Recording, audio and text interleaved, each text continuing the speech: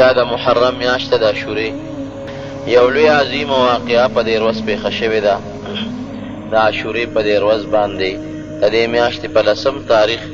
چې هغه یو ګناه د نبی علیه السلام په اهل بیتو د قیامت یو منظر تیر شوی دی. د حضرت حسین رضی الله عنه شهادت او د هغه د اهل بیتو د هغې متعلق څه مختصره واقعه درته بیانوم. حضرت حسین رضی الله عنه د پیغمبر علیه السلام نوسی و او د حضرت فاطمه رضی الله تعالی عنها بچی دی، د حضرت علی صاحب زوی دی او نبی کریم صلی الله علیه وسلم د دې دواړو ورونو سره مشر حضرت حسن رضی الله عنه او دویم نمبر حضرت حسین رضی الله عنه، دواړو سره د پیغمبر علیه السلام ډیر زیات محبت و. د پیدایش نه مخکې چې دی لا پیدا شوی نو، یو جنۍ ده، یو زنانه ده، د حارث لور هغه خوب ولید هغې او پیغمبر علیه السلام له راله وی د خدای پیغمبر یو ډېر خطرناک خوب مې لیدلی دی. نبی علیه السلام ورته وفرمایل ووایه څه خوب دې لیدلی دی؟ وی د وینا قابل نه دی، ما ډېر خطرناک خوب لیدلی دی چې هغه ستاسو مخکې زه نشم ویلی او ستاسو په حق کې مې ډېر د خطرې خوب لیدلی. نبی کریم صلی الله علیه وسلم ورته وفرمایل چې ووایه. هغې وی زما پې ژبه نه خوځي، نشم ویلی. نبی علیه السلام مجبوره کړه، وی نه خامخا ماته ووایه. وی ښه نو ما خوب ولیده چې ما ستا د وجود نه د غوښې یو ټوټه را پرې کړې ده، ستا د وجود نه مې د غوښې یو حصه او یو ټوټه پرې کړې ده. پیغمبر علیه السلام مسکې شوې، دا خو تا ډېر ښایسته خوب لیدلی، ډېر مزېدار خوب دې لیدلی. وی ما خو صاحب وی چې ډېر د یرې خوب دی، وی نه مزېدار خوب دی. وی د خوب تعبیر دا دی چې زما د اولاد چې کوم د حضرت فاطمه رضی الله عنها ده، د هغې بچې به پیدا کېږي او ستا غېږ کې به پیدا کېږي او ستا غېږ له به راځي، ځکه چې دا زما د غوښې ټوټه ده. اولاد د انسان دپاره د غوښې یو ټوټی او د انسان د زړه قطری، نو دا زما د غوښې ټوټه ده او د فاطمې رضی الله عنها اولاد به کېږي، بچې به کېږي ستا غېږ کې او ته به د هغې لکه د دایي غوندې خدمت کوې.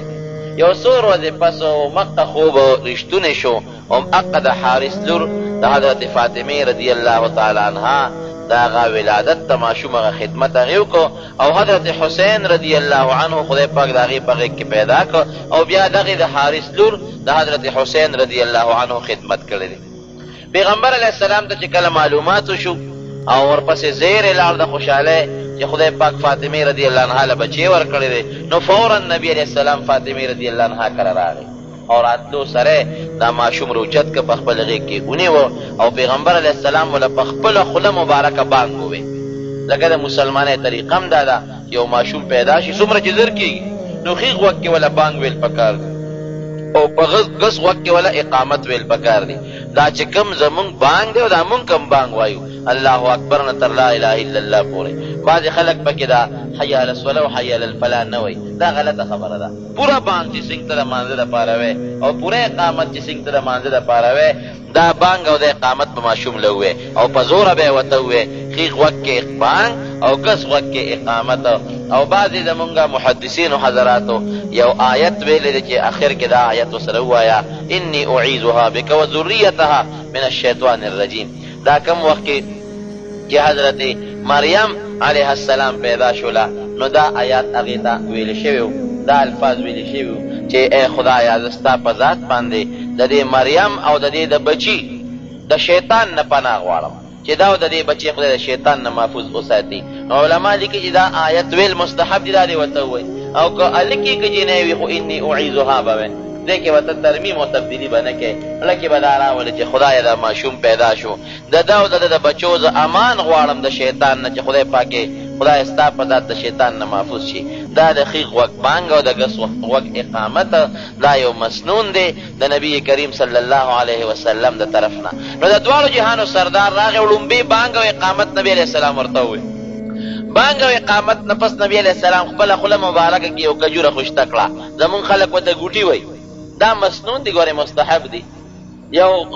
خوله مبارکه کې کجوره خوشته کړله او هغه کجوره د حضرت حسین رضی الله عنه په خوله کې کېښوده، هغه اوروله. اوس هم دا طریقه ده چې یو ماشوم پیدا شي کاله کې ګجینی وي نو د هغې دپاره ښه طریقه دا ده چې یو کجوره یا یو خوږ شی یو نیک انسان له یو عالم له یو پاک سړي له یوسه چې هغې په خپله خوله کې لون کې او بیا هغه کجوره او هغه خوږ سي دغه ماشوم له ورکه چې لومبې د ده وجود ته د هغه نیک انسان یا د هغه عالم او د پاک انسان لاړې داخلي شي نو دا د هغه دپاره د برکت شی دی زمونږ خلک خو دې سیندارو توجه نه ورکوي نه د ماشوم د بانک خیال ساتي او نه د ماشوم د دې ګوټي خیال ساتي وروسته د هغه وجود همیشه دپاره پلیت پلیت روان نو ښه صورت دا دی چې کجوره به پاک سړي له یوسې به یې خوله کې خوشته کي او بیا به هغه کجوره د ماشوم له په خوله کې کېږدي چې د هغه هغه لاړې لومبی د خېټې ته ننوځي دا یو طریقه ده د مسلمانۍ نو د دواړو جهانو سردار محمد رسول الله صلی الله علیه وسلم همدغسې عمل وکړو او حضرت حسین یې راواخېست او په خپل غېږ کې کېنو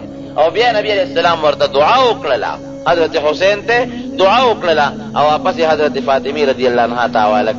د پیغمبر علیه السلام د دې دواړو نسو سره ډېر انتهایي محبت و دومره مینه یې وه د پیغمبر علیه السلام چې نبی علیه السلام یو ځل په منبر باندې ناست دی دغسې تقریر کوي او دا حسن او حسین دواړه را روان دي خشته مزېدارې جامې اغوستې دي په منډه منډه را روان دي او درزونه خوري ځکه واړو نبی علیه السلام چې کله وفات کېده د حضرت حسین رضی الله عمر شپږ یوه کاله نو د ډېر لږ عمر ته پاتې شوي دي نو دا دواړه په منډه منډه را روان دي او درزونه خوري نبی کریم صلی الله علیه وسلم په خپله پاسې دا منبر نه کوز شو یو یې په غېږ تقریر بلکل بند کړ یو یې غېږ کې ونیو بل یې غېږ کې ونیوه یو یې په دې یو خپه کېنه او بل یې په دې بله خپه کېنه یاره وایي خدای رښتیا ویلي دي الله رښتیا وایي چې انما اموالکم و اولادکم فتنه چې ستاسو مال او ستاسو بچي یو لوی ازمایش دی د انسان دپاره یو لوی مصیبت دی یو لوی ازمایش دی وی ما دا دواړه ماشومان ولیدل چې جومات ته راننوتل او ټغر یې والې ویړه مې ټینګ نه کړی شو ورمنډه مې کړه دواړه مې روچت کړه دا د نبي علیه السلام دواړو سره محبت او مینه وه تر دې حده پورې چې نبي کریم صلی الله علیه وسلم په سجده باندې پروت او دا ماشومان به رالل او د پیغمبر علیه السلام په شا مبارکه به د پاسه ورسواره شو خو ماشومانو او حدیث کې راځي چې نبی علیه السلام به تر هغې پورې د سجدې نه سر مبارک نوچتو تر څو چې به دا ماشومان په خپله نوچ کوشوي ولې په دې به یارېده چې هسې نه د سر نوچت کړم او دا ماشومان ونه غورځېږي دا خوږ نه شي دې نه تاسو اندازه ولګوئ چې د پیغمبر علیه السلام د دې دواړو نسو سره څومره مینه څومره محبت او در حقیقت د پیغمبر علیه السلام خپل ماشومان بچي نارینه اولاده نه دی پایېدلی چا یو کال چا یو نیم کال چا شپږ میاشتې د پیغمبر علیه السلام درې زامن یا څلور اختلاف پکې شته دی دا پیدا شوي دي او بیا هغه په ماشوموالي کې وفات شوي دي نو خپله د نبي علیه السلام نارینه اولاد نو دغه د فاطمې رضی الله عنها زامن او بچي دا گویا کې د نبی علیه السلام نوسیمو او پیغمبر علیه السلام ته داسې ګران وو لکه د خپلو بچو د خپلو اولاد غوندې ډېر محبت او مینه به نبي علیه السلام دواړو سره کوله یو ځل پیغمبر علیه السلام حضرت حسن رضی الله عنه په اوږه کړی دی او په لاره باندې روان دی یو صحابي والا مخې له راغی نو حضرت حسن ته ویې هلکه په ډېر زیات په خوشحالۍ کې سورې په ډېر عجیبه شاهسوه ډېر عجیبه مرکب دې مونته دی عجیبه سورلی باندې سورې ځکه ستا سورلی نبي کریم صلی الله علیه وسلم دی په پیغمبر علیه السلام سورې وی نعم المرکب هو هلکه په ډېر عجیبه سورلی سورې خشته مزېداره سورلی باندې سورې نبي کریم صلی الله علیه وسلم ورته مسکی شو وی و نعم الراکب هو وی سورلیم ډېره مزېداره او خشته ده خو شاهسوار هم ډېر مزېداره او ډېر خشته دی کم چې د پاسه سور دی هغه هم ډېر مزېدار او ډېر خشته دی نو دا د نبي علیه السلام غیر اختیاري محبت د دواړو بچو سره نبي کریم صلی الله علیه وسلم چې کله وفات شو بیا د حضرت ابوبکر صدیق رضی الله تعالی عنه خلافت شروع شو دا دواړه ماشومانو او ابوبکر رضی الله عنه به دواړو سره ډېره خصوصي مینه کوله ډېر محبت به یې ورسره کو او چې کله به ابوبکر رضی الله عنه دا دواړه ماشومان ولیدل نو هغه به هم روچت کړل او ښکل به یې کړل خو د دې عمرونه ډېر ماشومانو او کمو د ابوبکر صدیق رضی الله عنه زمانې نه پس بیا چې د حضرت عمر فاروق رضی الله عنه دور شروع شو بیا هم دا ماشومانو یو ځل نبی علیه السلام حضرت علی صاحب سره حضرت حسن رضی الله عنه ولاړ دی حضرت عمر فاروق رضی الله عنه پرې راغی نو عمر فاروق ورته په خندا شو ورته وی زما د قسمی بأبي شبیه برسول الله صلی الله علیه وسلم وما هو شبیه بعلی وی د ما د قسم په خدای وي د ما د قسمي چې دا ماشوم د علي په شان نه دی د نبي علیه السلام په شانته دی دا د پیغمبر علیه السلام په شانته دی او خدای پاک پیدا کړم داسې و چې د نامه نه پورته عیسه کې د پیغمبر علیه السلام سره حضرت حسن د هغه په شانتې و د هغه په شکل و د نیم نوم نه پورته د پیغمبر علیه السلام چې کم شکل و خدای هغه حسن له ورکړی او د نبي علیه السلام د نامه نه ښکته چې کم شکل و خپې یا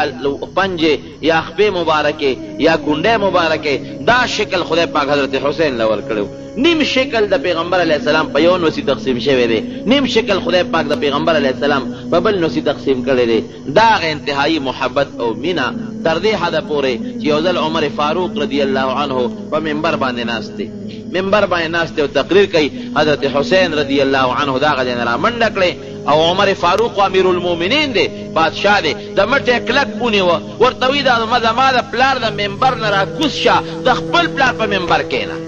دا خو د ما د پلار ممبر دی ته په دې ناست دی راکوشه ردی نو د خپل پلار ممبر چې ته وګوره او په هغې باندې کښېنه عمر فاروق رضی الله عنه امیر المؤمنین دی خلک هم ویارېدل چې خدای اوس به ورته څه وایي هغه روچت که په هغې کې ونیوه وی یقینا په ژړا شو ورته وی یقینا چې دا ستا د پلار د نبي علیه السلام ممبر دی خو وی د ما د پلار ممبر نشته کم خوا لاړ شم د ما د پلار ممبر نو همدا ممبر ستا د پلار دی او ته لایق یې ستا پلار لایق دی چې په دې ممبر باندې کښېنې دا به سره هغې خپل محبت او مینه کوله یو ځل حضرت حسین رضی الله تعالی عنه په لاره باندې روان دی صحابو به دومره قدر کو د دې دواړو ماشومانو ولې هغې ته پته وه چې د نبي علیه السلام دې دواړو سره انتهایی محبت او مینه ده په لاره روان دی نو ماشومانو حضرت عمر فاروق رضی الله عنه دی خو ډېر بهادرو او ډېر زیات هغه د اسلام هغه رعب و پکې خلک به ته یېرېدل خلکو یره خو څه کوي چې نبي علیه السلام یو ځل وفرمایل پیغمبر علیه السلام په خپل کور کې ناست دی دا ماشومان تنبل وی دې کې حضرت ابوبکر صدیق راغی هماغسې هغې تنبل و ورپسې حضرت علي صاحب راغی هماغسې ماشومان لګیا دي هغه خپله ډمامه وی تنبل وی دې کې حضرت عمر فاروق رضی الله عنه راغی هغه ماشومان وتښتېدل تنبل یې وتښتو نبي علیه السلام عمر ته وی عمره وی چې ته کوم ځای ته راشې نو هغه ځای نه شیطان هم تښتي او ته چې په کومه لاره ځې نو تا سره شیطان هم په هغه لاره یو ځای نه ځي شیطان هم در نه تښتي دومره خدای پاک عمر فاروق رضی الله عنه له د دین هغه روب او دبدبه ورکړې وه نو په لاره روان دی ماشومان لوبې کوي حضرت حسین رضی الله عنه هم پکې دی چې خلکو عمر فاروق دی ماشومانو ولیده نو ټول ماشومان وتښتېدل حضرت حسین رضی الله عنه په ځای ودرېد هغه ونه تښتېد او ماشومانو ته چېرته تښتې وی امیر المؤمنین دا روان دی هله منډه که تښته مونږ ونه وهي مونږ خو لوبې کوو ابس کارونه کوو حسین رضی الله عنه ورته وی دا خو امیر المؤمنین نه دی دا زمونږ نوکر دی راځئ دا خو زمونږ خادم دی زمونږ نوکر دی دا امیر المؤمنین نه دی زمونږ نوکر دی چا بیا راځئ حضرت عمر فاروق رضی الله عنه ورمنډه کړې او حضرت حسین یې په غېږ کې رونیوه وی ووایه تاسو وې علي صاحب رضی الله عنه هم دغه مقام کې راغی ورته وی امیر المؤمنینا مه خفه کېږه خیر دی ماشوم دی پوه نه شو ورته وی نه دا ماشوم به زه بوزم او ده چې دا کومه خبره کړې ده د دې به دې لیکل او دسخط علم ده څو وې ما ته هغه هم پریشانه شو چې یاره دا خو یقینا د امیر المؤمنین په حق کې لږ ښه خبره ونه شوله ځکه د مسلمانانو بادشاه دی او ټولو مسلمانانو مشترکه طور خپل امیر جوړ کړی دی امیر المؤمنین دی علي صاحب ورته وی خیر دی امیر المؤمنین خفه کېږه ماشوم دی وی نه د ما د قسم په خدای وي که مې پرېښود هله به یې پرېږدم چې دا دسخط ماته وکړي چې دا کومه خبره یې وکړه بس خلک هم حیران شو حضرت حسین رضی الله عنه یې بوته او ورته وی شابه بچې ولیکه چې عمر زمونږ نوکر دی دا فورا ولیکه او دسخط ورته وکړه خلکو وی ضرور لیکنو چې دې باندې به عمر څه کوي غصې اخیستی دی چې لیکل یې وکړل حضرت حسین خو ماشوم دی او وی لیکل چې امیر المؤمنین عمر دا زما نوکر دی او لاندې مې بچې دسخط ورته وکړه دسخط یې ورته وکړه ښکلی کوې زه اوس بچې ته مې دې له نه وې راوسته چې د تا له سزا درکړمه چې تا ما ته نوکر وې بلکې دا زما وصیت دی چې زه کله مړ شم او کله ما په قبر کې ښخ کې نو دا کاغذ به زما په سینه د پاسه ایږدی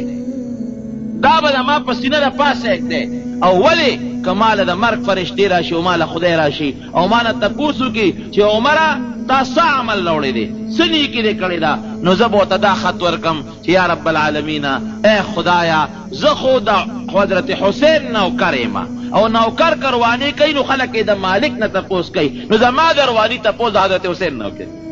ما نه د هغې تپوس مه کوئ. ممکن ده چې د دې حسین رضی الله عنه د دستخط د وجې نه خدای پاک ما وبخي او ما ته معافي وکړي. دومره د صحابه کرامو د دې دواړو بچو سره هغه محبت او مینه وه. د بدر چې کم شهدا و د هغې بچو له عمر فاروق رضی الله عنه 2,000 روپۍ تنخواه مقرر کړې وه چې دا یتیمانان دي، پلاران بدر کې شهیدان شوي دي. 2,000 روپۍ د بیت المال نه تنخواه وه. حضرت حسن او حضرت حسین له 15,000 روپۍ تنخواه مقرر کړې وه. خلق ورته وی دا ولې؟ ورته وی نه، د صحابه بچي هغې له 2,000 تنخواه ده، نو د نبي علیه السلام بچي د هغې نه بهتر دي چې هغې د هغې نه ډبل تنخواه مقرر کړه. او وی که ما نه خدای تپوس وکړي نو زه الله ته د قیامت پر ورځ دا ویلی شم چې خدایه ټیک ده چې ما دې له تنخواه زیاته ورکړې ده، لیکن د نبي علیه السلام د خاطر نه زه دا حق ګڼم چې د دې حق د ټولو صحابو د بچو نه زیات دی. دا د صحابه هغه محبت او مینه وه د حضرت حسن او حضرت حسین رضی الله تعالی عنهما سره. لیکن دې غریبانانو باندې وروستو ډېر لوی ابتلاءات رالل او ډېر لوی مصایب او مشکلات رالل، او هغه مصایب او مشکلات هم د حق په وینا کې او د باطل په مقابله کې رالل. یعنې دنیا ته خدای پاک دا ښیي چې ګورې څنګه چې د بني اسرائیلو پیغمبرانو او د حق په خبره کې د باطل په مقابله کې هغې ته شهادتونه نصیب شوي دي او هغې په اره باندې اره شوي دي او د هغې نه سرونه پرې شوي دي د بني اسرائیلو د پیغمبرانو نه. نو د نبي کریم صلی الله علیه وسلم بچو او د هغې اولاد هم د حق دپاره د خپل سر قرباني ورکړې ده، او د هغې اهل بیت او خاندان هغې هم د حق دپاره او د باطل په مقابله کې د خپل سر نه دنګلې ده هغه قرباني ورکړې ده. ورونو خبره اوږده ده، زه به یې مختصره کړم. د حضرت معاویه رضی الله عنه د زمنه پس د هغه زوی دی یزید هغه بادشاه مقرر شو. حضرت معاویه رضی الله عنه په خپل ژوند کې د خلیفه مقرر کړ او عامو خلکو ورسره بیعتونه وکړل. لکه اوس چې دې زمانه کې خلک چاله ووټ ورکوي، هغه زمانه کې به بیعت کېده. یو سړی به راته او بادشاه له به د خپل لاس ورکو چې زه ستا اوټر یم، به زه ستا حمایتي ما او ما د خپل اوټ تاله درکړه، د خپل لاس مې تاله درکړه. او که په خپله به یو سړی بادشاه ته نشو رسېدلی نو چې د بادشاه به کم قاضي و یا به ګورنر و یا د هغه والي به نو خلک به تله و هغه له به هغه خپل لاس ورکو. یزید چې کوم وخت کې خلیفه مقرر شو، یزید ته پته وه چې 2 کسان دي چې هغې ما له لاس نه راکوي. هغه 2 کسان ما سره بیعت کول نه غواړي، ما سره بیعت نه کوي. 2 کسان دي، یو په هغې کې حضرت عبدالله ابن زبیر رضی الله تعالی عنه او یو په هغې کې حضرت حسین رضی الله عنه. ځکه دا بل لور حضرت حسن د ده نه مخکې هغه غریب هم شهادت ته رسېدلی دی، هم شهید شوی دی. د ښځې په ذریعه ورته زهر ورکړی شوي دي او د هغې زهرونه هغه غریب ته شهادت میلو شوی دی. نو حضرت حسین پاتې دی. نو د مدینې منورې چې کوم ګورنر دی هغه ته یې خط راولېږه، وایي داسې کار وکړه چې ته دا دواړه راوغواړه او د دې نه فوراً زما دپاره بیعت واله، او که دې له ما سره بیعت ونه کړه او دې زما خلاف روچت شو نو ممکن نه چې د ما خلاف دا خو د نبي علیه السلام اولاد دي، اهل بیت دي، نور خلک هم ورسره راپاسي، ما دپاره یو فیصله یو مسله به جوړه شي. عبدالله ابن زبیر رضی الله تعالی عنه خو پوه شو، هغه ته خو پته ولګېدله چې ما نه به اوس بیعت اخیستې شي او په زور به مې مجبوروي، نو هغه خو د مدینې منورې نه لاړ او مکې مکرمې ته هجرت وکړو، ځان یې محفوظ کړو. او حضرت حسین رضی الله تعالی عنه هغه چې کله بادشاه مدینې منورې ګورنر وغوښته نو د ګورنر نایب ګورنر سره مشوره وکړله. نایب ګورنر دغې وخت کې مروان ابن الحکم ورته وی یاره دغسې د یزید خط ما ته را رسېدلی دی او وایي چې د حسین صاحب نه بیعت واله نو سجل ورسره وکړم، که دې بیعت نه کوي څه ورسره وکړم. مروان هغه نایب ګورنر ورته وایي داسې کار وکړه چې ری غواړه. لاول ورته ووایه چې یزید دپاره دلته موږ سره بیعت وکړه، که ویې که ښه پخه او که ویې نه که نو جلاد ځان سره ودروه سر ته قلم که چې خبره ختمه شي، او که داسې در نه بچ پاتې شو نو مصیبت به جوړ شي. هغه ورته ویل دا کار خو مانه نه کېږي، زه خو د نبي علیه السلام په حرم کې او په مدینه منوره کې د پیغمبر علیه السلام د نوسي وینه تویول نه غواړم، او ده د خپل لاس د نبي علیه السلام د هغه مبارک خشته ښکلې نوسي په وینه باندې سره کولم نه غواړم، دا کار مانه نه کېږي. حضرت حسین رضی الله عنه یې راوغوښته، ورته ویې څنګه چل کې ما سره بیعت وکړه. هغه یې ما له لږ مهلت راځه به څه مشوره وکړم. ویې ډېره ښه ده مهلت مې دله درکړه. هغې مهلت نه هغه فایده واخېستو مکې مکرمې ته راغی. مطلب یې دا چې په مدینه منوره کې به اوس زما کسانه مدرېږي اده به مدرېږي جنگ به جوړېږي جګړه به جوړېږي ممکن ده چې هم د پیغمبر علیه السلام په دې کلي کې یو وینه توی شي دې وینې نه ځان بچ کول غواړم لاړ مکې مکرمې ته مکه مکرمه کې د یزید طاقت کم عبدالله ابن زبیر هم موجود و رضی الله عنه هم د یزید مخالفو نور خلق هم مخالف موجودو خو نبی حضرت حسین رضی الله عنه سره د کوفی خلقو غداری وکړه او دا د یهودیانو سازشو د یهودیو سازشو همیشه یهود مسلمانانو ته مختلفو طریقو باندې سکیمونه او سازشونه جوړی د مسلمان لومبي دشمن او خطرناک دشمن دا ګوره یهود دي نن که امریکا د مسلمانانو په دشمنۍ کې لګیا ده نو دام د یهودو سازش دی د امریکې په سینټ باندې او د هغې په اهمو عهدو باندې یهودیان قابض دي دا چې اسرائیل ورته وایي که پاکستان کې دننه د اسلام خلاف کم سکیمونه جوړیږي او کم سازشونه جوړیږي د دې ټولو شاته که ته وګورې نو یهودیان ورته شاته ناست دي او یهود د مسلمانانو نه خپل زوړ انتقام اخیستل غواړي هغه انتقام چې پیغمبر علیه السلام یو وخت یهود د مدینې منورې نه ایستي بیا د خیبر نه وویستل او بیا عمر فاروق رضی الله عنه راوشړل او نن دا چې کم د اسرائیلو دا لږ غوندې حکومت دی او لږ غوندې ځای دی د فلسطین په خوا کې دقه دیت عمر فاروق رضی الله عنه را شړلی دي نو دی هغه خپل هغه د مسلمانانو نه خپل انتقام اخیسته عمر فاروق رضی الله عنه چې کله فارس قبضه که عراق او ایران دا علاقې نو د دغې خلکو په اړه کې یو تو موجودو یاره مسلمانانو خو موږ سره ډېر لوی ظلم وکړو او زمونږ علاقې قبضه کړله نو یهود رالل دې خلکو له او دې کې څه غلط عقیدې را مخکې کړلې او د مسلمانانو خلاف سازشونو سکیمونه جوړ کړل دا د یهودو یو طریقې کار بهر صورت د کوفې خلکو کې عمدي یهودو کار وکړه یو د یهودیانو یو تنظیم دی هغې دا چل وکړه چې حضرت حسین رضی الله عنه ته خطونه ولېږل چې مونږه د کوفې خلک دا ستا د پلار د علی رضی الله عنه تابعدار یو او ستام تابعدار یو او د پیغمبر علیه السلام د خاندان او د هغه د نوسو د خپو خاورې یو ته فوراً کوفې ته راشه مونږ به تا خپل بادشاه مقرر کو مونږ به تا خپل امام مقرر کو او یزید حکومت مونږ نه منو د مشورې شروع کړې حضرت حسین رضی الله عنه د خپلو نږدې ملګرو سره حضرت عبدالله ابن عباس سره دارنګې نورو ملګرو سره چېرې زه څه وکړمه خو حضرت حسین رضی الله عنه له هېچ هم د کوفې د تلو مشوره نه ورکوله یار یو به ورته وي عبدالله ابن عباس ورته وي ګورې زه ته دا مشوره نه درکوم کوفې ته به نه ځي وی د کوفې هغه غدار خلک دی چې ستا پلار هغې وجلی دی حضرت علی رضی الله عنه وجلی دی نو مونږ یریږو چې ګورې تا بوځي او تا هم وجني پام کوه ګورې کوفې ته لاړ نشي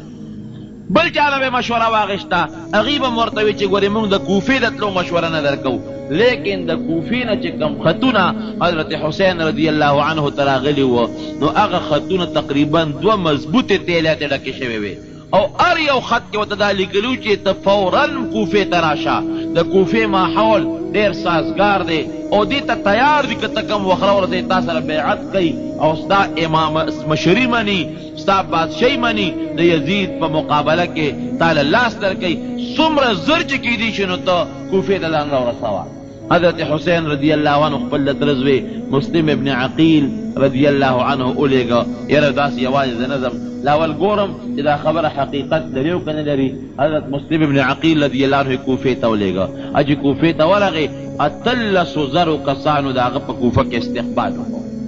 او ټولو ورته ووایي چې ته حسین صاحب دې ولې نه راوستو ویل اول زه رالم چې حالات معلوم کم صاحب بس خلکو نیغ بوتو او چې کم د کوفې دارالسلطنتو د هغې چې کوم دارالخلافه وه هغې ته یې ورسو او ټولو خلکو سره بیعت وکړو وی مونږ د حضرت حسین رضی الله عنه په حق کې تا سره بیعت کوو د هغه خلافت منو او د یزید چې کومې غلطۍ شوې وې د یزید داسې نظام جوړول غوښتل چې یو شاهي نظام یې جوړول غوښتل هغه د شریعت د احکامو هېڅ قسمه پابندي قبلول نه غوښتل د صحابو او د پیغمبر علیه السلام د نظام څخه تحفظ یې نه غوښته هغه دا غوښتله چې بس زه یو شاهي خو سلطنتي زیمه زما نه پس زما زوی وي د هغه نه پس د هغه زوی وي او که څوک زما مخالفت کوي یا به پیسې ورکوم یا به د حکومت لالچ ورکوم یا به د وزارت لالچ ورکوم ځان له خپل یو شاهي سټیټ جوړول غوښتل صحابه کرامو دا چته منله هغې ووایي چې دا خو نبي علیه السلام چې کوم نظام راوړلی دی د قرآن او د حدیث کوم نظام یې راوړلی دی او هغې دپاره د بدر او د احد او د خندق غذاګانې شوي دي او د نبي علیه السلام غاښونه مبارک پکې شهیدان شوي دي اوس هغه نظام ته کوم ځای ختمولی شي او د هغې دپاره به موږ حتی لوسه چې څومره مضبوطه مقابله به کوو خو په هر صورت زور چې کوم وخت راشي نو خلک بیا غلي شي د زور د مخې بیا هېڅوک هم غږ نه شي کولی د دنیا دا زور او بیا د بادشاهۍ دا زور چې راشي نو ټول خلک غلي شو چې غږ نه کوو صرف دا دوه کسانې مقابلې ته ولاړو یو عبدالله ابن زبیر رضی الله عنه او یو حضرت حسین رضی الله عنه نو چې کله حضرت مسلم ابن عقیل د حضرت حسین د تره زوی کوفې ته لاړ او خلکو استقبال وکړو او د سره بیعت وکړو نو هغه یې خط ولیکه او خط یو قاصد له ورکړې دا مکې مکرمې ته ورسې حضرت حسین له به یې ورکړې او هغې کې لیکلي چې ته فورا کوفې ته را روان شه د کوفې خلک ما ولیدل هغه زمونږ ډېر زیات تابعدار دي او د صحیح اسلامي نظام غوښتونکي خلک دی د یزید د نظام بالکل مخالفت کوي او کلک مخالفت کوي او تراشه بس دا به موږ سره بیعت وکړو انشاءالله چې زمونږ خپل د پیغمبر علیه السلام چې کوم راوړلی شوی نظام دی او د هغه کم دین دی او د هغه کم عدل و انصاف دی انشاءالله هغه نظام به جاري شي فورا را روان شه حضرت حسین رضی الله عنه خپلو ملګرو ته ووایي چې مونږ خو ځو خو چا وله مشوره نه ورکوله اخر کې د ده یو دوه خبرې دي یو خبره یې دا وکړله وایي ما خپل نیکه نبی علیہ السلام په خوب کې لیدلی خلکو پوهېږه ګوره د کوفې په خلکو اعتماد مه کوه که د کوفې خلکو له ورلې ممکن ده چې څه ضرر به درته ګورې ورسوي چې ورنشي دې خلکو له هغه وایي ما یو خوب لیدلی دی د خپل نیکه نبي علیه السلام مې په خوب کې لیدلی دی او پیغمبر علیه السلام راته په خوب کې فرمایلی دي یو حکم یې راته راکړی دی هغه حکم پوره کولو لازم اوس د خدای خوښه ده که د پیغمبر علیه السلام هغه خبره ما سره برابر خیږي او که د ما خلاف خیږي که زه مرم او که زه جمدې پاتې کېږم خو ما ته خپل نیکه په خوب کې یو وصیت کړی دی او هغه وصیت پوره کول غواړم هغې لازم وی هغه څه وصیت دی وی نه ما سره دا خبره هم شوې ده چې دا وصیت به تر مرګه پورې چا ته اړو په خولې وی نه چې دې کیسې دي هغه خبره ښکاره نه شوه چېرې دته نبي علیه السلام په خوب کې څه ویلي دي او دویمه یو خبره د خولې نه ده ووتله وی د ځان نه هغه ګډ جوړول نه غواړم چې د هغه وینې دی د مکې مکرمې په حرم کې توی شي وایي که د مکې مکرمې د حرم نه یو لیش باره مړ شم نو دا ماله غنیمت دی دا مرګ مې خوښ دی خو د مکې مکرمې د حرم په ځمکه زه خپله وینه یا د بل مسلمان وینه تویدل نه غواړم خیر صحابه کرامو منې کو او د هغې مقصد په دې کې دا لکه یو سړی د دین په جذبه باندې میدان ته وځي یو جهاد د میدان ته وځي نو بعضې خلک کمزوري مسلمانان هغې ورته یاره بس پرېږېده پرېږېده لیکن د دین غیرت او جذبه چې یا کې موجود دی هغه وي خو مرګ یو مرګ دی که نه سر ورکول یو ځل سر ورکول دي که نه د حق دپاره او د باطل په مقابله کې مرګ خو یو ځل مرګي شل ځله خو مرګونه نه راځي او د مسلمان عقیده هم دا ده چې کم وخت د انسان دپاره مقرر دی هم هغه وخت به د انسان نه ساقېږي نه د هغې نه مخکې ختېږي نه د هغې نه وروستو ختېږي دغه عقیده خو د پیغمبر علیه السلام د نوسي مضبوطه وه قافله روانه شوه چې قافله روانه شوه دې خوا د مکې مکرمې نه قافله روانه شوه کوفې ته اخوا مسلم ابن عقیل نه چې کله یزید خبر شو چې وایي دا خو ماته حالات خراب شوي دي نو هغه یو سړی راولېږه عبیدالله ابن زیاد دی فورا ولېږه او دی د کوفې د بصرې د علاقې ګورنر مقرر کړ او سخت حکم یې ورته وکړ وی ورتلو سره چې مسلم ابن عقیل پرې نه دی دی به فورا مړ کې او حضرت حسین رضی الله عنه متعلق ته یزید ویلو چې قدیم درغه نو ته بغاګ نه کې گرفتار به کومه له بیره ورته دې چې څنګه راغی د پیسو لالچ او خطرناک شی دی کنه پیسو د پاره خلک دینم پریدي ایمانم پریدي ډیر داسې شي وي پر ارث پریدي هغه پیسې سړی دی راغی پټ راغی او بیا یو ځای کې د یو سړي سره او بل سړي سره پټ سمجوتې وکړه چې زه یزید ګورنر مقرر کړی د دې علاقې دا د هغه فرمان دی او چې څوک د هغه خبره ومني هغه له به دومره پیسې ورکوو بې لښکر را روان دی هغه هم در سره پوهېږي نو یا خو 18,000 کسان د مسلم ابن عقیل ملګري او یا چې د کله بیا جومات ته مانځله لاړه او جومات کې ودرېده 1500 کسان به سره ملګري او چې کله یې خلکو ته ووایي وایي زه به د مانځله پس یو تقریر کوم کښېنئ نو چې بیا شاته وکتل یو قسم نو یوازې موجود و ټول د کوفې خلک ته وتښتېدل د چغې جوړه کړې چې ظالمانو تاسو موږ پسې خطونه نور رالېږلې تاسو موږ نور راغوښتې تاسو ما سره بیعت نو کړې لیکن په لاره کوڅه کې یو قسم نه ښکاره کېده یو ته به یلکه تا ما سره بیعت نه دی کړی وی بل چا به سره کړي زه څه پېژنم بل پسې به ورغې د قوم مشر پسې تا بیعت ما سره نه دی کړی وایي ته سړی خطا کړی دی تا ما به نه کړی بل چا به راسره کړي دې ته خبره ورسېده چې هغه مسلم ابن عقیل هغه گورنر په لاس کې ونیو هغه خلکو چې چا راغوښتي و هغې لاس کې ونیوه او عبیدالله ابن زیاد چې کوم گورنر و د یزید د طرف نه هغه له لاس په لاس ورکړه هغه هم هغه ځای کې شهید کړ همغه وخت سره شهید کړ هغه ورته یو خبره وکړه ورته ویې داسې کار دی چې ما خو وجنې ما مړ کې خو خدای دپاره د ما یو نصیحت واوره یو وصیت مې واوره وی څه وی د ما دا وصیت دی چې ما پرې یو خط لیکم وی چا ته خط لیکې وی حضرت حسین ته وی څه وی ورته وی هغه ته ما یو خط لیږلی دی چې فورا راشه نو د هغه ته خط لیکم چې هغه را نه شي ځکه د کوفي خلک ډېر غداران ثابت شو ورته وی نه ستا خط دغه ته چې ته پرېږدمه پرې چې هغه را شي چې هغه سره همدغه سلوک وکړم چې کوم سلوک تا سره مې وکړ دا د یهودیانو یو مضبوط سازش و د مسلمانانو په منځ کې ډله بازي جوړه کړله فتنه بازي یې جوړه کړله مسلم ابن عقیل شهید شو او دې خوا دوی په لاره را روان دي یو ځای ته چې راورسېدل حضرت حسین رضی الله عنه ته پته ولګېده یاره مسلم ابن عقیل شهید شو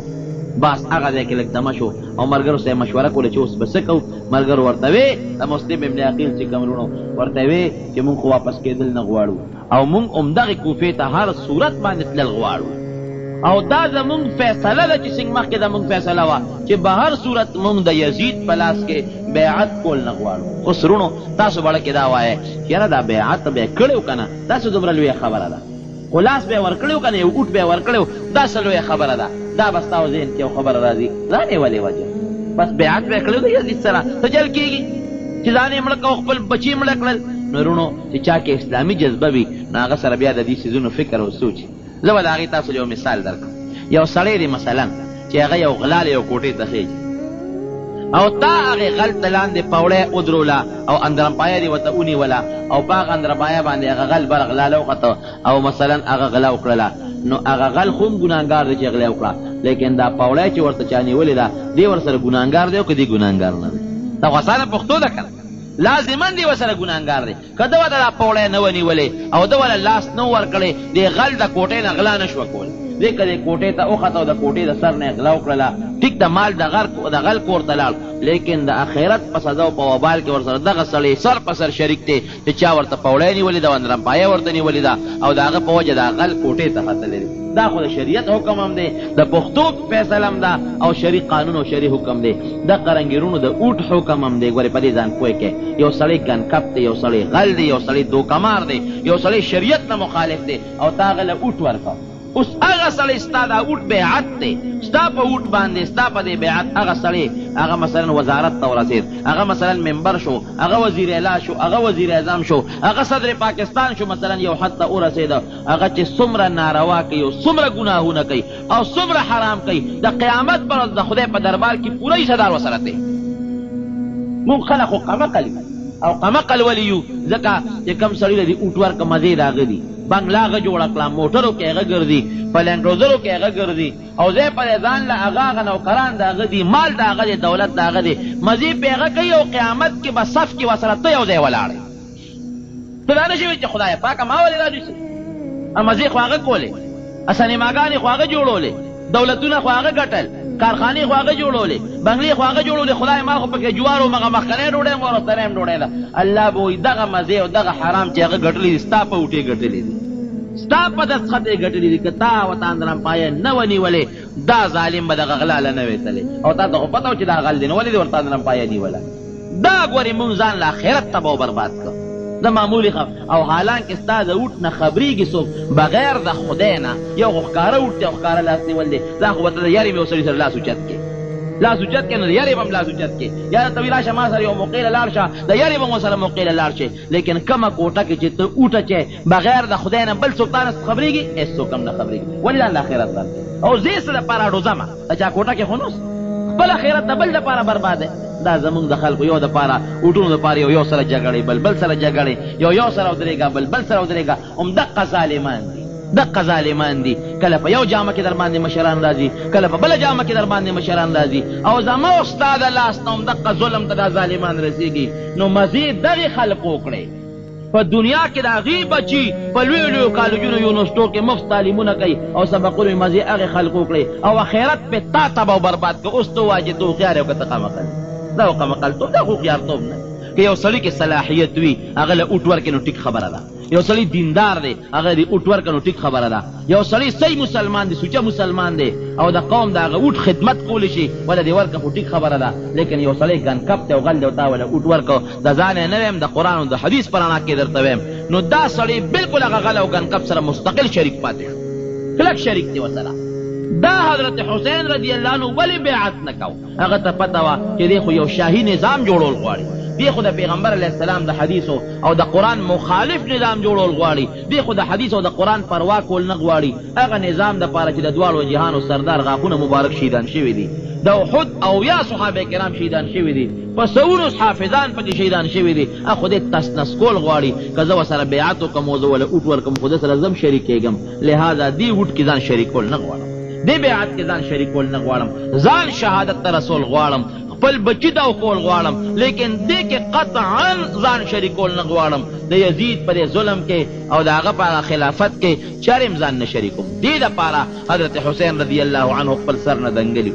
به هر صورت روان شو د کوفې په طرف، دا ډېره اوږده واقعه ده خو زه درته هغې هغه خاص ځای نه بیانوم او مختصره یې درته وایم. یو مقام کې ولا د عبیدالله ابن زیاد گورنر جرنیل راغی، حر د هغه نوم دی حر، او هغه سره 12,000 لښکر دی د حضرت حسین رضی الله عنه مخې له راغی، ورته یې څه کوې؟ وی کوفې ته ځم. وی کوفه کې څه کوې؟ وی د کوفې خلکو ما له خطونه را لېږلي دي، وی کوفې ته نه شي تللی. وی څوکم؟ وی بس داسې به کوې چې زه دې لاس په لاس نیسم پرېږدم دی نو یزید له به دې بوځم. حضرت حسین رضی الله عنه دی داسې چېرته کېدی شي ما به د کوم ځای نه وی دې لاس نه ودې نیسم، وی دا د نبي علیه السلام د نوسي لاس دی، دی له به ستا لاس اله راځي چې د ما د سر نه د تنې نه سر جدا شي او تر څو چې د ما په تنې پورې سر پیوستی نو د پیغمبر علیه السلام د نوسي لاس لا د یزید یا د هغه د گورنر یا د هغه د یو فوجي لاس نشي را رسېدی.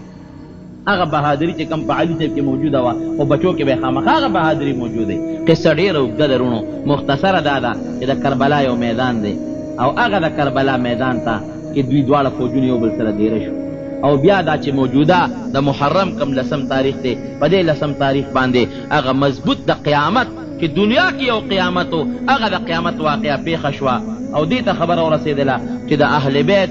چې کوم د هغوی خیمې وې د هغوی د خیمې نه ګیر چاپېره خندقونه وکنیستل او اور یې ورته بل کړ او چې کوم د فرات د دریاب اوبه دي په هغې باندې خلک مقرر کړل چې ګورې پام کوئ چې دوی له اوبه ورنه کې، پام کوئ چې دوی له اوبه ورنه کې تر دې حده پورې چې دا کم جرنیل دی د یزید د طرف نه دیم وروستو راځي او د حضرت حسین سره ملګري کېږي، وی باس ما نه ظلم شوی زم د ده ملګري کېږم او بیا دې پاسي او خلکو ته اعلان کوي ای خلکه وی یو تپوس ته نه کوم، وی تاسو نه دا تپوس کومه چې د یزید د مور نوم سمیه دی، وی د سمیې زوی غوره دی او که د فاطمې رضی الله تعالی عنها زوی غوره دی. دا یو جواب قرآن راکړی که نه، لیکن دې جواب خو څوک ورکولی نه شي چا غږ نه کوم. وی ښه یو تپوس د نه بل کوم، وی تاسو د فرات د دریاب اوبه د نبي علیه السلام په نوسو باندې بندي کړي دي، وی دا تپوس د نه کوم چې د فرات د دریاب اوبه سپي او خنزیران سکي که نه سکي، وی کمې اوبه چې سپي سکي او کمې اوبه چې خنزیران سکي، افسوس هغه اوبه د پیغمبر علیه السلام په نیازبینو نوسو باندې تاسو بندي کړي دي. یاره زه خو وایم چې مسلمان کې مسلماني وي، بلکې مسلماني خو ډېره لویه خبره ده چې یو انسان کې انسانیت وي کدی مسلمان نه وي نو لکه به رحم راشي، انسان کې که انسانیت وي نو لکه به رحم راشي. زه حیران په دې یم چې د دې په زړه کې دا رحم ولې نه راته. بیا ورته حضرت حسین رضی الله عنه را پاڅېده او هغه تیلی یې ورته وښولې، وی دا پلانکې سړی شته فلانکې شته فلانکې شته فلانکې شته نومونه یې واخېستل، وی دا 2 تیلې ډکې د خطونو تاسو ما پسې را لېږلي دي، نو ظالمانو چې زما ملګرتیا هم نه شوه کولی زم دلته راغوښتم ولې پرېږده مکه مکرمه کې ناست وم خپله دغه مقابله به مې کړې وه، هلته مې قوم وم هلته مې خلک وم دلته هم زه راغوښتم ولې، لیکن دې ظالمانو ګورې د هغې جواب هم وله نه ورکوم. او دقه یو خبره وه وی پرېښودل دې نشته، یا به د یزید له لاس نیولې بوځو د هغه بیعت به در نه اخلو او که د هغه بیعت نه کول غواړې نو بیا مونږ پیشه ته پیشه. حضرت حسین رضی الله عنه ورسره اخر هم د دې محرم په 10 تاریخ باندې جهاد شروع شو، هغه غزا شروع شوه او داسې مضبوط جهاد کو شروع چې د هغې تاریخ لیکل نشي کولی، د مسلمان ژبه د هغې وینا نشي کولی چې په هغه جهاد کې د مسلمانانو د نبي علیه السلام د خاندان 2 یا انسانان 2 یا سړي 2 یا چې پکې ماشومان مو پکې سړي مو دا په یو میدان کې ټول شهیدان پاتې شو. دوه یا کسان او د پیغمبر علیه السلام د خاندان څوک د فاطمه رضی الله عنها د لور زامنو او څوک د زوی اولاد دی څوک د حضرت حسین د زوی اولاد دی څوک د لور اولاد دی څوک د حضرت حسن د زوی اولاد دی څوک د لور اولاد دی دا زنانه دا سرتور سر پاتې شوي او د هغې د هغه بچو او د هغه ماشومانو دا ویرې په دې میدان کې داسې دوی پاتې شوې لاس لی ځان ورنه کو نه ورسره بیعت وکړو ټول خاندان یې لو کړو تر دې حده پورې چې حضرت حسین رضی الله عنه خور ده حضرت زینب رضی الله تعالی عنها دا ورله راله او د خپل لور ته نصیحت کوي ویې وروړې داسې کار دی یو خبره درته کومه ځان مه وژنه او پرېږده دا بیعت ورسره وکړه او ته به ګوره ځان هم مړ کې او دا ټول به مونږ مړه شو هغه ورته وایي زینب وی داسې خبره ده چې مرګ خو د انسان دپاره یو ځل مقرر دی که زما مرګ په دې میدان کې لیکلی شوي نو خامخا به زه مرم او که زما مرګ نه لیکلی شوي د دنیا طاقت هم ما نشي وجلی وی په دې د ایمان شته وی وی زما دپاره خو مرګ خوشحالي ده وی د خپل پلار علي صاحب سره به میلاو شم د خپل لور حسن سره به میلاو شم او د خپل نیکه محمد رسول الله صلی الله علیه وسلم سره به میلاو شم او ورته وی ګوره ما تاسو ته مخکې ویلي دي چې ما ته خپل نیکه چې کوم حکم کړی دی د هغه حکم پوروالی به زه خامخا کوم دې ځای کې په مدینه منوره کې یو زنانه خوب کېدي نبی کریم صلی الله علیه وسلم وی په خوب کې ولید وی د دواړو جهانو سردار ویښته مبارک بالکل داسې ببر دي او دوړې پې لوتې دي او په دې ګیره مبارکه کې هم دوړې لوتې دي وی ما ورته وی چې د خدای پیغمبره دا ولې اوس خوب کې نبی علیه السلام اینه دا ولې تاسو په دې ویښتو باندې خو دوړې الوتې دي او دا سر او ګیره مبارک هم ببر دي او سر او ګیره کې هم دوړې دي دا ولې وی نبی علیہ السلام وفرمایل چې شهدت قتل الحسین آنفا مشکات شریف کې دا حدیث دی چې ای خورې تا خوب کې ولیدم اوس دې وخت کې د حضرت حسین د قتل ځای ته حاضر شوی هغه ځای نه راغله دا مشکات شریف کې واقعه ده بلکې نبی علیہ السلام فرمایي چې ما ته حضرت جبریل علیہ السلام خاوره وښوله سره خاوره یې راته وښوله او یو شیشه کې ما ته وینه وښوله ما ورته چې دا خاوره ده سره دا وینه سره وی دا هغه وینه ده دا هغه خاوره ده چې په دې خاوره به دا وینه تویېږي مګر دا وینه د چا ده وی دا ستا د نوسي د حضرت حسین وینه دا مخکې نه پیشنګویی شوي دي او دا خدای پاک دنیا یا عالم ته ښیي چې د باطل د مقابلې دپاره د نبي علیه السلام بچو غوندې نیازبینو شخصیاتو قرباني ورکړې ده دارنګې هر مسلمان له پکار دي چې د حق په ملګرتیا کې او د باطل مقابله کې قرباني ورکړي هر یو مسلمان له پکار دی د باطل مقابله کې کلک ودرېږي به هر صورت هغه دوه یا کسان یا درې او یا کسان شهیدان شو او د هغې لاشونه په دې ځمکو باندې پراته دي نه د هغې د کفن درک شته نه د غسل انتظام شته بلکې د حضرت حسین رضی الله عنه نه سرم قلم کو سر یې تفرې کو او گورنر لی بوته او دا زنانه غریبانان خپې پلې خپې په دې لاشونو کې منډې وایي او قسم دی هغه الفاظ زما خولې له نه راځي چې حضرت زینب رضی الله عنه په هغه موقع کوم اوازونه کړي دي چې زما نیکه افسوس او ارمان چې ستا د خاندان کم هغه بچي دي او کم نوسي دي لږ د دوی د دې قتل او د دې خپل امت د ظلم ته خو دې وګوره که نه د نبي علیه السلام د یو امتي به د هغه نوسي له لاس ورشي دویم د انسان لاس به موله ورنشي راشه د دې خپل امت د ظلم ته خو دې وګوره که نه او د قیامت په میدان کې هغه انسان چې د پیغمبر علیه السلام په نوسي لاس اوچت کي د نبي علیه السلام د شفاعت امید به څرنګې ولري په کومو سترګو مخامخ به پیغمبر علیه السلام ته مخامخ شي بیا چې عبیدالله ابن زیاد ته ور مخامخ حضرت زینب یو پکې یو ماشوم بیمارو هغه حضرت علي زین العابدین دی رکوټ یو ماشوم و بیمارو دی پکې بچ پاتې شو دا قافله کله وروستله هغه گورنر ظالم وی دا ښځه څوک ده وی دا جي زینب ده وی دا څوک ده زینب وی دا د حسین خور ده د فاطمې رضی الله عنها لور ده پیړه دې یخ شو او ورته وایي زړه دې وي یخ شو هغه ورته وایي اوړه مې یخ شو وی ولې دې یخ شو پیړه مې په دې یخ شو خوشحاله شم چې زما پلار او زما ترونو زما د خاندان خلک زما نیکه او زما پلار له ور ورسېدل وی ستاړه یخ نه شو ستاړه به هله یخ شوي چې زما پلار زما رور او زما ویرونو دا د یزید سره بیعت کړی وي هله به ستاړه یخ و خوړه مې دله یخ نه کوئ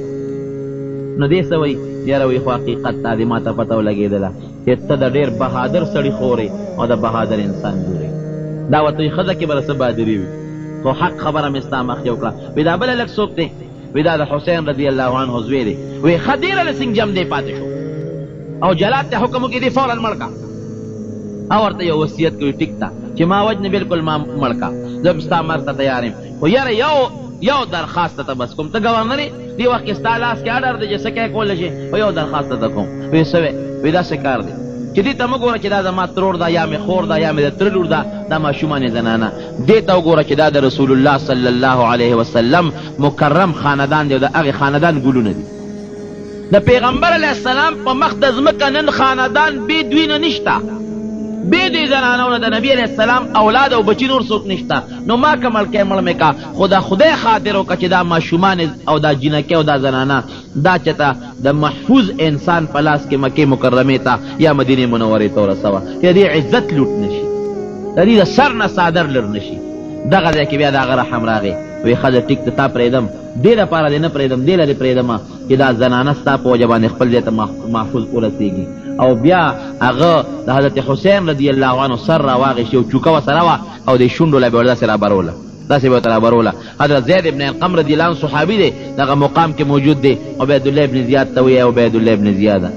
وی زما د قسم په خدای او وی څه بد شکله داسې ورته وي حسین صاحب ته وی زما د قسم په خدای وي چې دا مخ چې ته ورته نن بد شکله وی دا د رسول الله مبارک د مخ په شان مخ دی او د نه ښکلی شکل نن په مخ د ځمکه نشته او وی زما د قسم په خدای وي چې کومو شونډو له ته چوکه رابرول غواړې وی ما په دې سترګو د ما د په خدای قسمي چې ما د دواړو جهانو سردار لیدلی دی چې په دې شونډو باندې خپلې شونډې ښودې دي او دې الک ته نبی علیہ السلام فرمایلی دي چې الحسن والحسین سیدا شباب اهل الجنه چې کم ځوانان په دنیا کې مړه شوي دي او جنت ته هغه خلک ورسي نو حسن او حسین به د هغوی سرداران وي ما په خپله نبی علیہ السلام لیدلی دی چې دا ماشومان یې په خپلو غېږو کې نیولي دي او په خپلو وجود کې ځان سره نیولي دي یو ځای ظالمه ته د دې شونډو له ګزارونه ورکړي